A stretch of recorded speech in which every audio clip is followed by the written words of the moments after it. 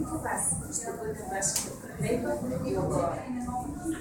По този път, който ще вървите, искам да сте упорити, любознателни и свикани деца.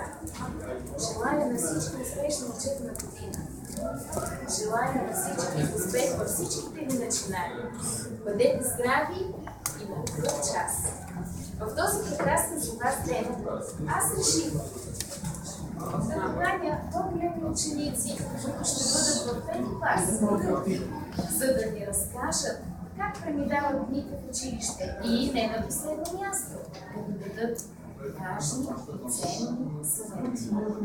Извинявайте, може ли малко уважение и малко по-тихо?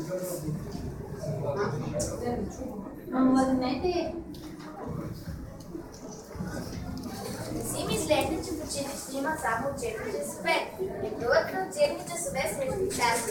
Училищният планет ще бъде ваш приятел, който ще ви ориентира кога започват и кога свършват часовете срещу частата.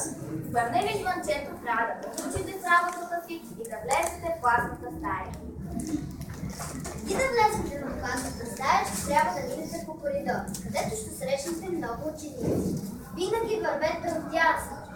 Не викайте, не тичайте, не траскайте по стените на училището, защото всички трябва да го пазят. Когато срещнете учител в двора или в коридора на училището, винаги го поздравявайте, защото той е причина на добро и желая да пораснете умни и възпитани млади.